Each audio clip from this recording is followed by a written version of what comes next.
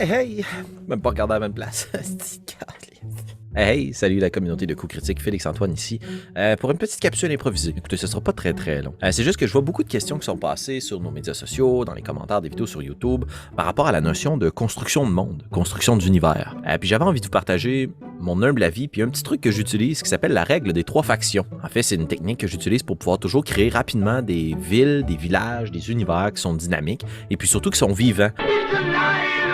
En fait, je pense que l'une des problématiques qu'on a quand on construit un monde, c'est qu'on passe tellement de temps en tant que créatif et créateur à réfléchir à tous les tenants et aboutissants de l'univers qu'on est en train de mettre en place, que des fois, c'est trop.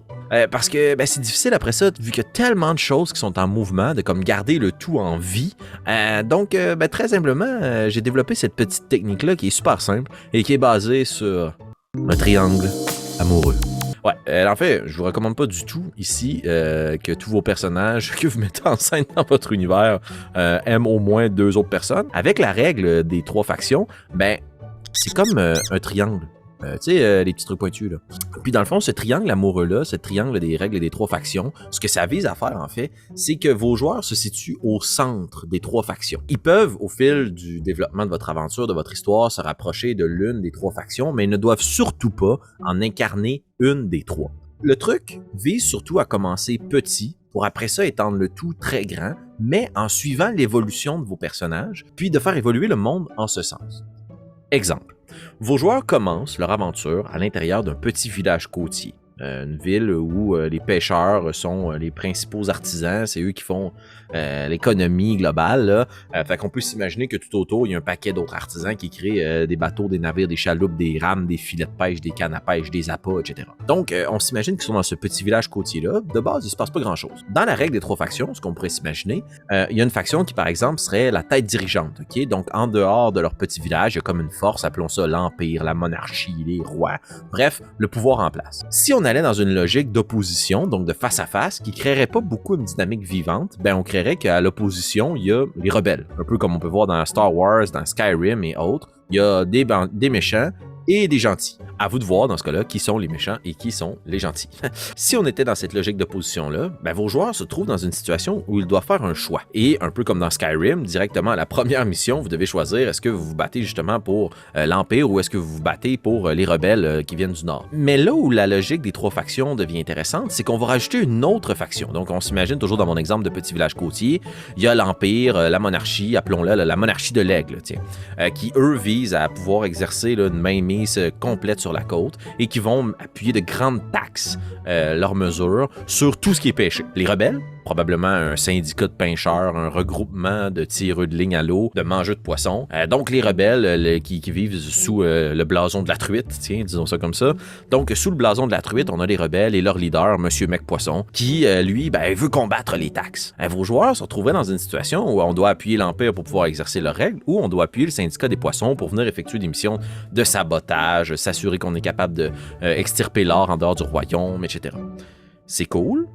Sauf que ça fait pas très vivant, parce que c'est un côté ou l'autre de la médaille. Là où on va venir rajouter une dimension vivante, c'est qu'il y a une 3e faction dont le but ne sera pas d'être affilié à l'Empire ou au syndicat des poissons, mais qui ont un autre objectif. Un autre objectif, une autre mission, qui peut être facilitée ou ralentie par l'une et l'autre des factions. Imaginons que dans le petit village côtier de pêcheurs, il y a un orphelinat. Puis les orphelins, eux, ils tiennent pas nécessairement à ce que les pêcheurs prennent plus de puissance ou d'importance parce que c'est pas leurs parents. Et l'orphelinat en soi bénéficie pas nécessairement directement du syndicat, mais ils bénéficient pas non plus de la couronne qui ne les finance pas. Donc ils se retrouvent à être comme un peu un 3e joueur. Mais il faut pas que ce 3e joueur-là soit passif. Il faut que ça soit un 3e joueur qui est engagé dans le conflit global qui est ici. Est-ce que l'Empire ou le syndicat prend plus de place dans le village côtier? Cet orphelinat-là va pouvoir faire appel aux héros, pas pour combattre l'une ou l'autre des factions, mais pour réaliser leur propre mission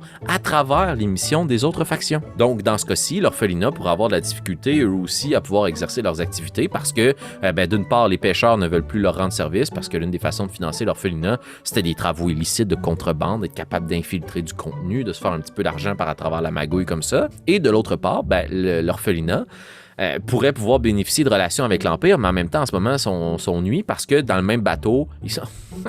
dans le même bateau. Ils sont mis dans le même bateau que les pêcheurs. Fait que vous voyez que cette notion-là, ça fait qu'il y a une troisième force, qui est en place, qui peut être influencée par le jeu des joueurs. Et si les joueurs décident d'épouser cette cause-là, ce qui est super important dans la règle des 3 factions, c'est que les 2 autres factions peuvent venir s'allier dans une certaine mesure ou s'aider pour diminuer le pouvoir en place de l'une des autres factions. Fait que ça permet toujours aux joueurs de pouvoir venir exploiter la relation entre 2 factions au profit d'une autre, ou bien justement de venir s'allier à l'une des factions pour nuire aux 2 autres. Il y a toujours cette logique-là que si on prend un parti, on se retrouve toujours avec plus d'ennemis que d'alliés. Et c'est pourquoi je dis que ça rend les choses plus vivantes, c'est que ça vous force, vous, en tant que maître du jeu, de développer une narrative qui est en lien avec les actions de vos joueurs. Parce qu'autrement, si vos joueurs avaient décidé d'épouser juste une des 2 factions, au fil du temps, qu'est-ce qui serait passé? L'Empire aurait gagné en puissance s'il avait décidé d'épouser cette cause-là, puis vous auriez réfléchi à comment est-ce que le syndicat des pêcheurs est capable de devenir plus fort, est-ce qu'ils sont en train de développer des champions, des artefacts, des stratégies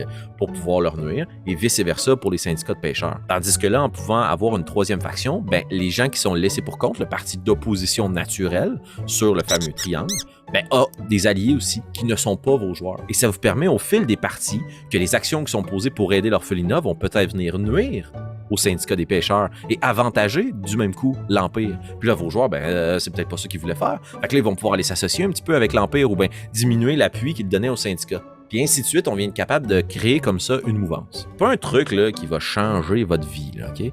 Mais c'est juste que ça nous permet toujours d'identifier, dans ma narrative, actuellement, il n'y a pas de possibilité pour mes joueurs de s'associer à une force tierce véritable qui est regroupée dans une faction. Souvent, de facto, la faction, c'est les populations ou un patron que vos joueurs vont pouvoir engager pour pouvoir gagner comme ça en puissance ou en importance. Voilà, tout petit truc, minuscule capsule, mais qui, je l'espère, pourra peut-être vous inspirer. Je vous inviterai à venir écrire en commentaire des idées que vous avez pour pouvoir ajouter une tierce faction dans des villes, de m'expliquer rapidement quelles seraient les 3 factions qui sont capables d'influencer un territoire, et puis vos trucs à vous pour garder les choses vivantes. Je vous remercie d'avoir été fidèle au poste, et on se dit à très bientôt.